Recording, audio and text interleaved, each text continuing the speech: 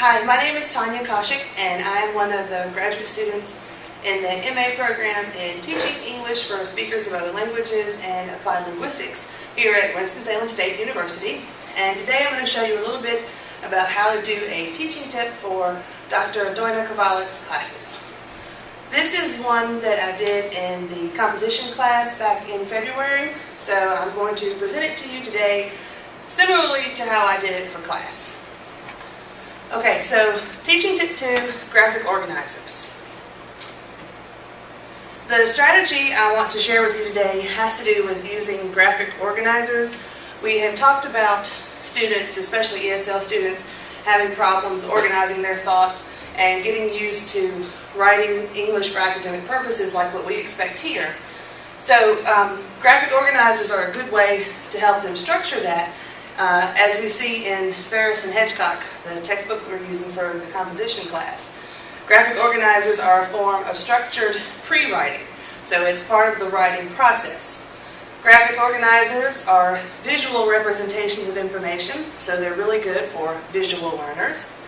And after free writing on a topic, graphic organizers can help students in the pre-writing stage get ready to write their first drafts. There are some sample graphic organizers in the textbook, but today I want to show you a website that has access to tons of different graphic organizers. This is just a screenshot from the web page here, and there's the link. So let's go to this site.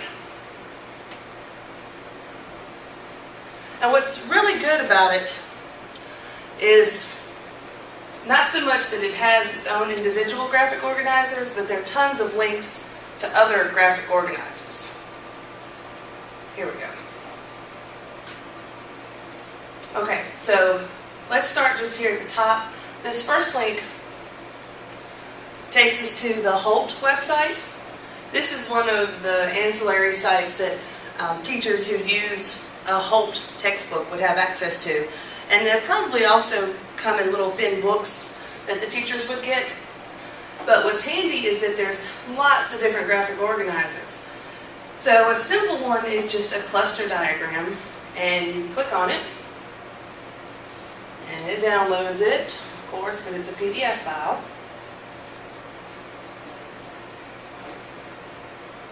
Where did you put it?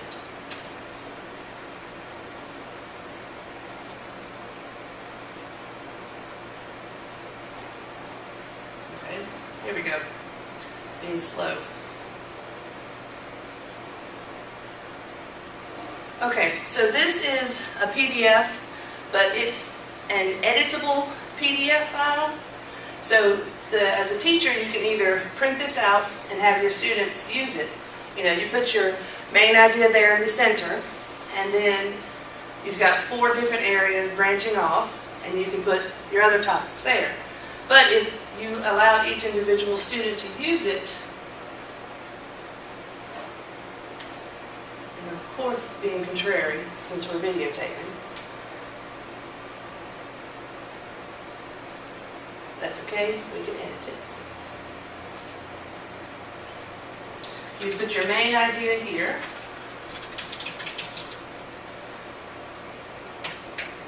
And even if you type these in and printed it out with the information typed there, it would be a good way to model for the students how you're supposed to use the form.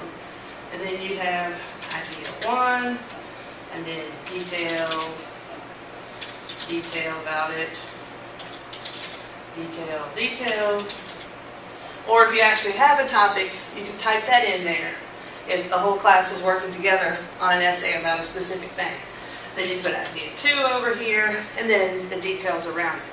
So this one's handy because you can print it out. Then if we go back to the site, one second.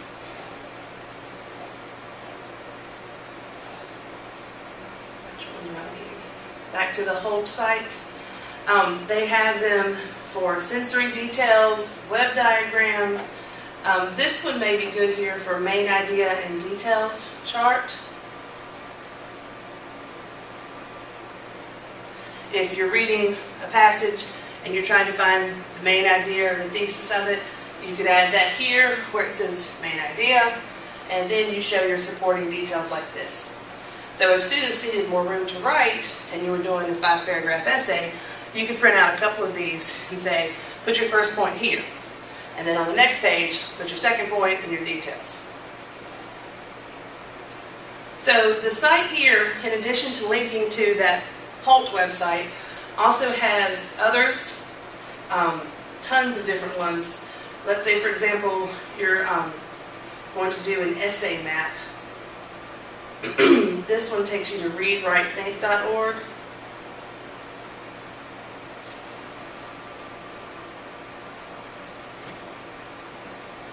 And this website's very handy because the students, if they have access to their own computers, can actually use this interactive tool, and it will prepare the information for them.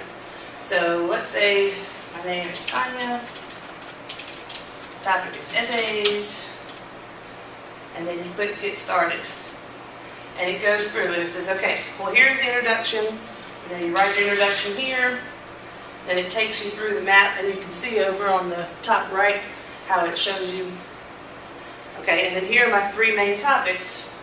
Something here, something here, something here. And then I can go down to each individual one and put my supporting details. 3 sentences there. And then by the time we get to the end, here's the spot for my conclusion. And then students are able to finish it off, and they can print it out like this, and it will actually have what they type there. So that's really handy pre-writing.